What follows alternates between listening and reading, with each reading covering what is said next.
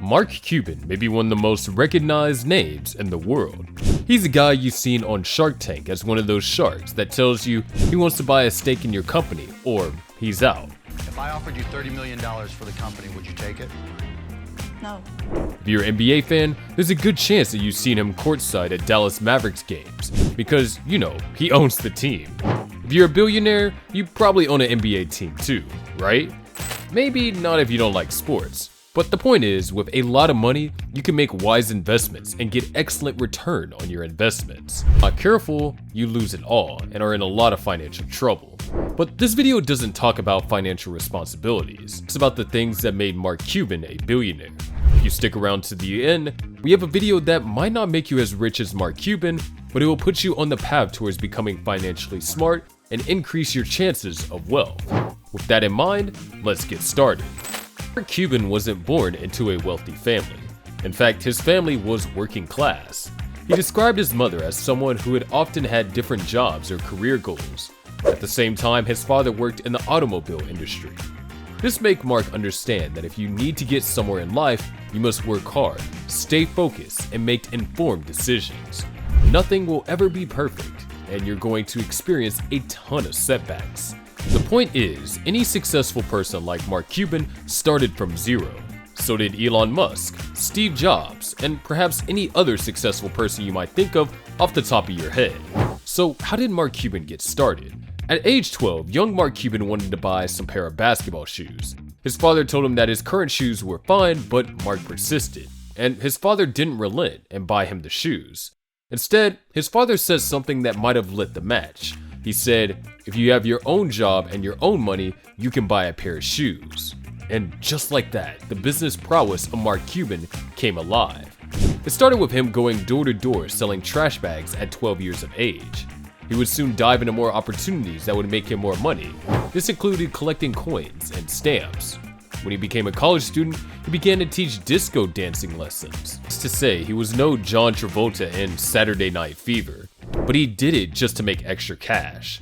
At that point, it was the 1970s. Disco was popular, the clubs were busy, and people wanted to dance, and those who didn't know how wished to learn. Thus, Mark Cuban saw that opportunity. A hungry, starving crowd needing something, and he delivered on it, and he was riding a trend. Another trend was that college students loved to hang out somewhere, whether it was after class or on a Saturday night. So he opened up a bar near Indiana University. He was attending college, he took on several business opportunities. It was said that he also decided on Indiana without visiting the campus because the tuition was low, even for a top 10 school. Another opportunity was seized, you may say. Regarding opportunities, it's not about making a quick buck. It's about you solving a problem for someone with a product or service you may have. It's about taking that opportunity with a servant's heart, not someone who is greedy and could care less about the person you're helping. Yes, opportunities are in fact everywhere, but before you leap into them, do your due diligence. Decide on whether it's a worthy investment or not.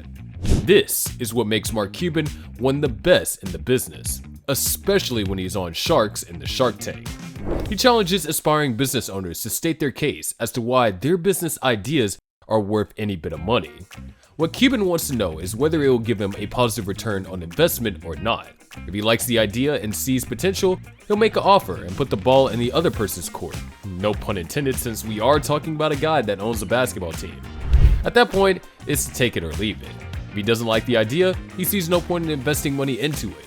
He's brilliant with his money because he harnesses the power of saying no. No. Will it cost him an abundant future return on investment? Probably. Does he worry about missed opportunities? Not likely. What Mark Cuban does, and you can do it for yourself, ask yourself these questions the next time you have an opportunity to purchase something.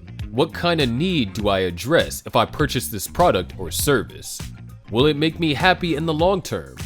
What kind of return on investment do I get regarding time and money? Will it cost me in the long run due to maintenance, insurance, or other necessary expenses? And if so, how much?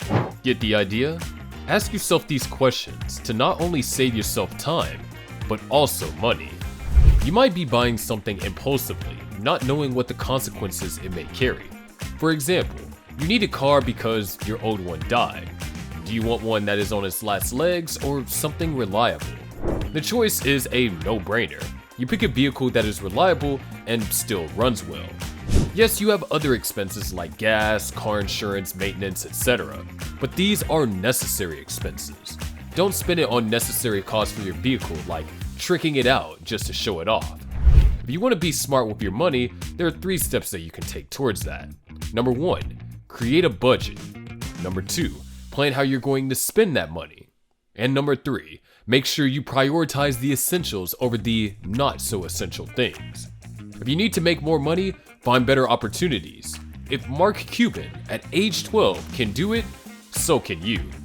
This can be a better paying job, starting a side hustle, or anything that can earn you extra cash, and through legal means, of course. So take a moment to assess your current financial situation. Are you spending more than you should? So figure out what to cut out, because it may be something you don't need. With success comes failure. Cuban experienced it numerous times, and at one point, he almost lost it all. He was running a software company, and one of his employees was stealing from it, which crippled the business. In the process, Cuban almost lost all of his money as well. Because of this, Cuban had to cut down to keep the company alive. In an interview many years later, say that while it was fed up, it was the best thing that ever happened. He said that when you think it's your darkest moment, you hustle the most. And he raises a good point here. If you're reaching a point where things are not the best, you don't sit there and wallow. You find a way to dig yourself out of it. Could you not do it out of desperation? Be mentally aware that you're in a situation and accept that there will be a way out, no matter how long it takes. If you experience failures and setbacks, take them as learning lessons. Figure out what happened and make plans to dig yourself out of the hole you're in. These can be goals you can set and achieve.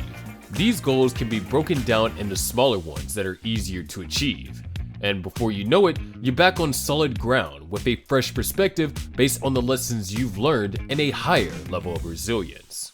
Congratulations!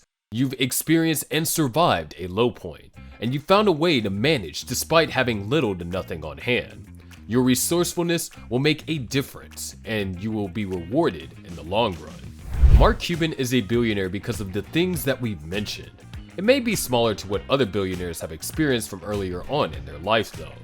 Knowing these things can help you achieve the success you aim for. If you want to build your wealth and increase its potential, there are a few YouTube videos you should check out from my channel.